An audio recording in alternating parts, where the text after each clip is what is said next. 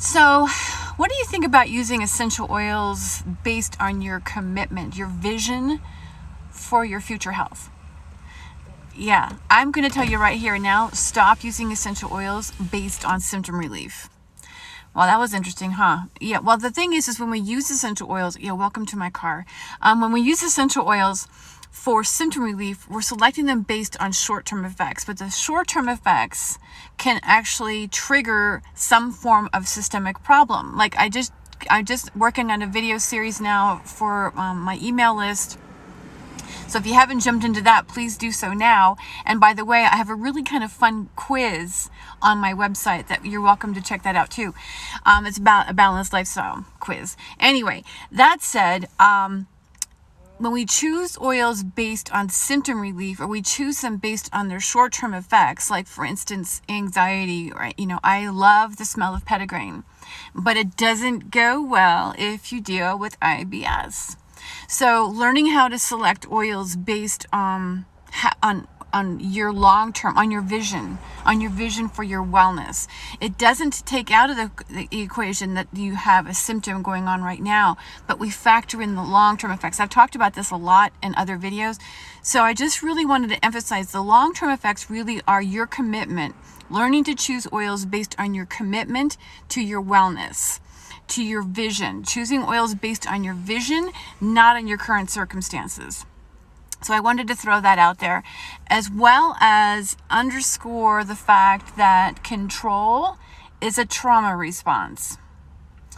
That may be a trigger for some people, but let's face it, given the world that we live in, each one of us has some degree of control issue.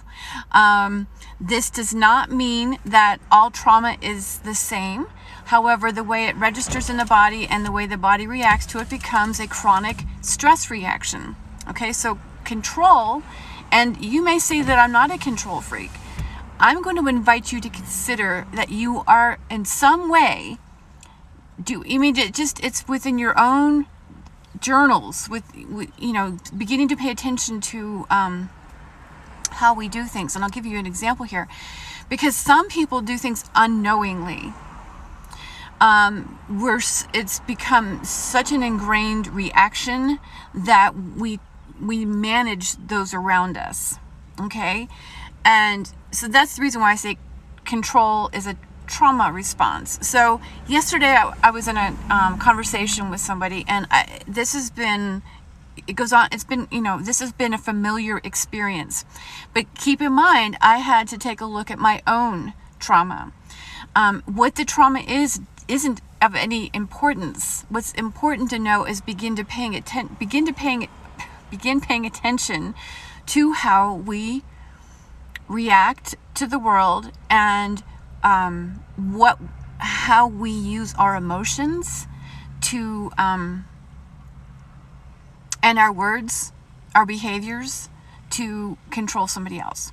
So again, the example is, this is somebody that I've known for years, and my observation of him, and I finally pointed it out to him yesterday, is that he controls people with a defensiveness. He comes out being defensive, and I don't mean that he's like raging, anything like that. He already has a presentation prepared in his rolling in the back of his head on a regular basis as to how to manipulate, and he does this specifically with women. I've observed this, and if he so much as suspects any sort of emotion within me, it may not even be something that I'm really feeling, but if he suspects an emotion within me, he either people pleases, or and that's pretty much what it is. It's more of a people pleaser, a way of controlling the emotions in me so that he can remain in control.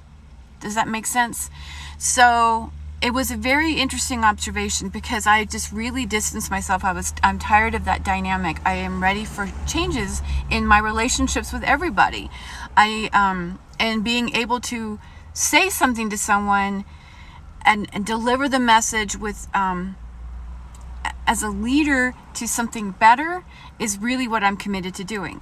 And so being able to point that out to him was a big deal. He did actually take it into consideration. He did acknowledge the fact that we see this a lot with people who've lived with alcoholic parents, who grew up in an alcoholic home. I don't know anything about his background, so I'm not going to go there, but I do believe that he was emotionally traumatized and has learned how to be the appeaser in order to, I mean, we see dogs do it all the time, but he's learned to be the appeaser as he's anticipating a problem, so therefore he just comes out. And so the problem with that, although it may sound like, well, it keeps the peace, the problem with that is it doesn't allow me or anyone else to actually go through the experience of whatever emotion. It's like not allowing us to be human, not allowing us to have that experience. And again, in the video series that I just released, it's allowing ourselves that emotional experience is a way of receiving life, acceptance, radically accepting what we're going through, whether it be frustration or anger. Don't rage, but learning how to self-regulate and sitting in the space, being with whatever we're feeling, actually grounds us in our bodies, and it now gives us the foundation on how to proceed. Because guess what? The moment you allow something just to be and to flow through you, your body has the ability to release the tension, you know, the energy that's behind it, and it actually just has a chance to dispel it, and then you can now begin to move forward.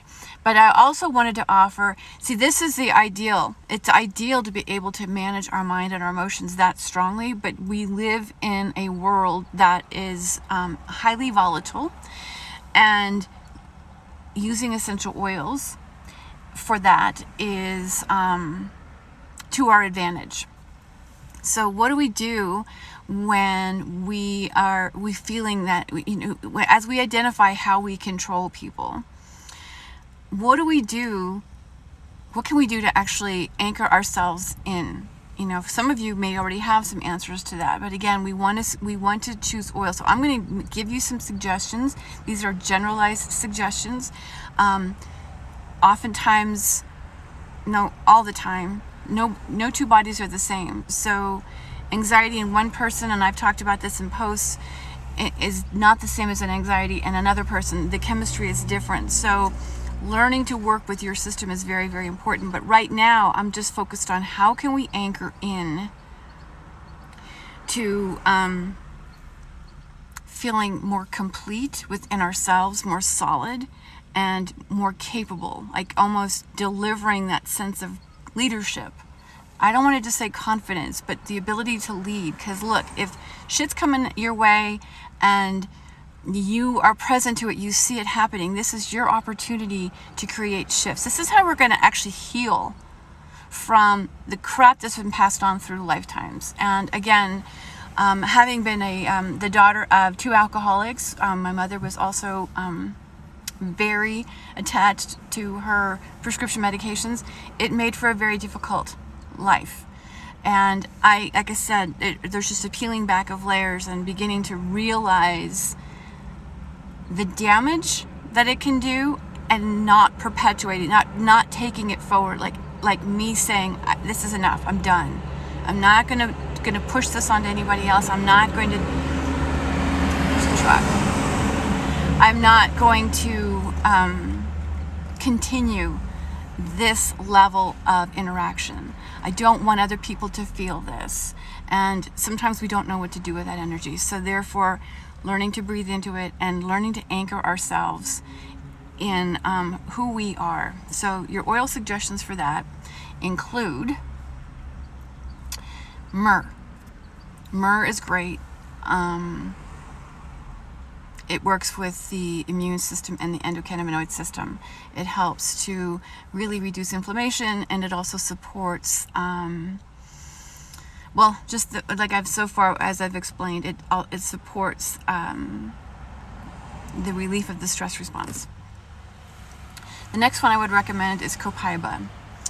And Copaiba, that is very supportive of the endocannabinoid system, and it supports the reduction of histamine in the system, which can lead to, well, it's one of the first chemicals that's triggered when the stress response is going. So that would be, but I don't recommend that one if someone's taking a lot of, or any type of antidepressant or anti-anxiety medication.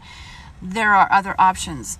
The next one I would recommend would be Moroccan chamomile. And then I would suggest Roman chamomile. Those would be the 4 that you could blend together that would now begin to relieve that angst. So that's myrrh, copaiba, Moroccan chamomile, and Roman chamomile. And please understand that the chamomiles, even though they're called chamomile, none of them are the same. None of the chemistry is the same. None of them are the same. So please be sure that you know what's in your bottle. With that said, I do have a masterclass coming up the week of May 10th. That includes, it's now 7 days, begins May 10th and runs until the 16th. That is 7 days. It begins with vision, and it's really about establishing your vision for your wellness and training you on how to select oils that are based on your body's needs and learning to choose them with your commitment to wellness in mind. Okay, so check it out. You can follow the link in my bio, but in the meantime, you can start with those oils, and they would really make a huge impact on the way you are emotionally reacting to the world and beginning to dial back the need to control. Because as long as one person's trying to control another person, then the other person typically responds with the need to control. I will give you a little bit of one more little story here. When I adopted a couple of girls, they were sisters. They are sisters, and reactive attachment disorder was the primary diagnosis. There were other issues going on, but my younger one, had so much need to control. And see, there's even trauma in all of that, right? There's trauma. So the need to control is big. And so giving ourselves options, I gave the girls options. Like, okay, so I created the context. I really wanted to guide them going in this direction, but I gave them options, and then they got to choose how they were going to get there. And it gave them some sense of control. So anyway, there you have it. I've not been diagnosed with Parkinson's. Sorry, there was a flag there on my phone. Anyway, you guys, thank you so much for watching. Let me know if you have any questions, comments down below, or message me. I love you all, and I will see you very soon.